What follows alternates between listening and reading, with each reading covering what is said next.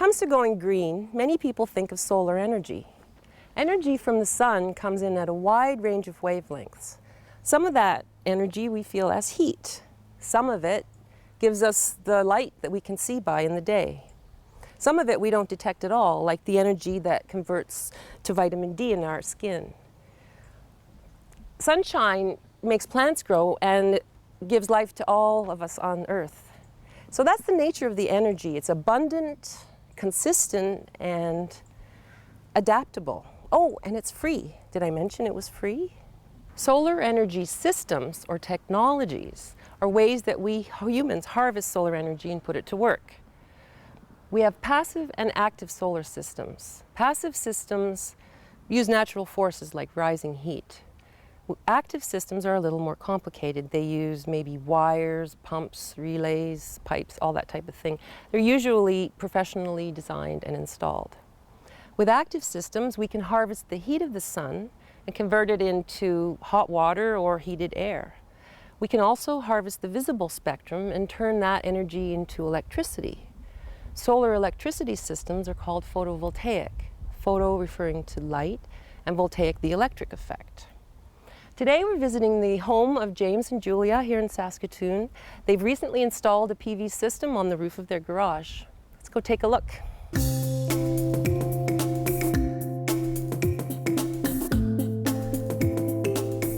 You've done a number of green things on your home, and today we're going to take a look at the photovoltaic or PV system.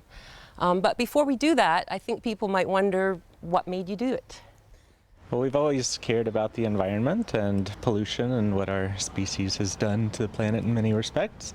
And so solar power has always been one interesting technology that basically it's free energy once you set up your system. And so it's just a small contribution that we can make. And we decided to start with that basically when we were coming to some ideas for doing green technologies for our home. Cool. So financially, obviously, it's within reach?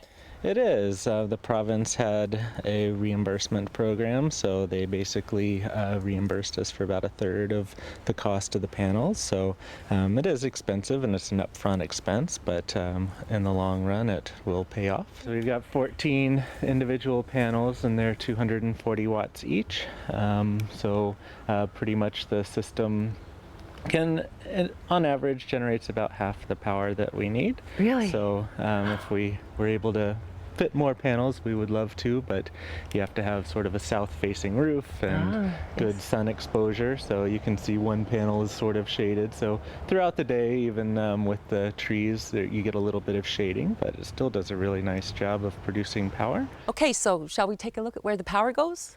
Great. Can you show me what's going on here? Yes, for sure. So these are our meters. This is the city meter, and that's the one the city will read, and it measures both the energy that we take out of the grid and the energy that we put into the grid.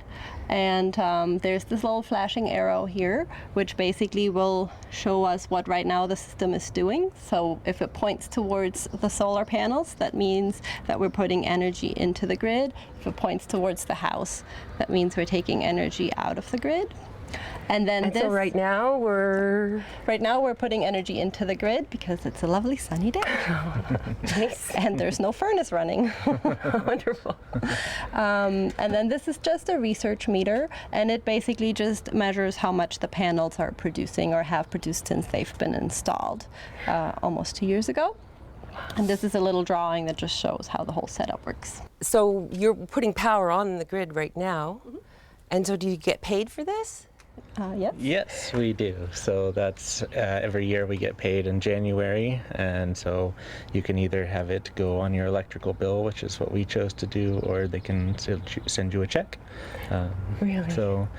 And the other fun thing that you can do is kind of monitor the power. So if you like to keep track of your statistics, basically, so there's a little web page that you can go to, and so far today we've made 8 kilowatt hours, and this month so far 190 kilowatt hours, and over the lifetime 3.8 megawatt hours, and so that kind of becomes the equivalent of 127 houses that could be powered for one day.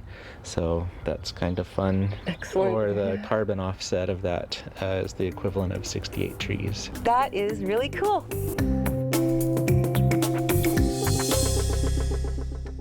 So how do we convert sunlight into electricity? In order to understand that, first a quick science review.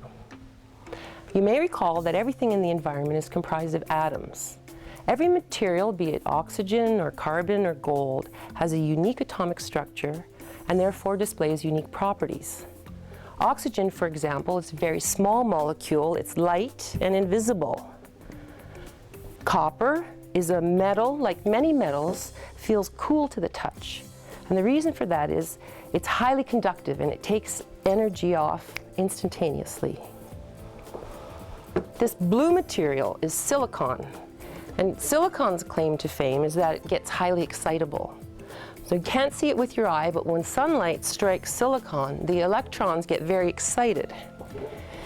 Every photovoltaic panel has these little wires in it, and these little wires act just like this copper to remove energy instantaneously. These little wires join up into bigger wires and bigger wires until eventually you get to the point where you have power and you can run electrical devices. And that, ladies and gentlemen, is how we turn sunlight into electricity. So, Julia and James, we've taken a look at your photovoltaic system. Can you tell me, are you happy with it? Yes, we're very happy with it. We have tons of sun in Saskatchewan, and it's great to feel like you're making a contribution, so very happy. Solar power systems are obviously good for the environment, and they're a sound investment too. I mean, with no moving parts and 20-year warranty, it's hard to go wrong. For more information about Green Deeds, check out our website at greendeeds.ca. Until next time, I'm Janine Paul. Thanks for watching.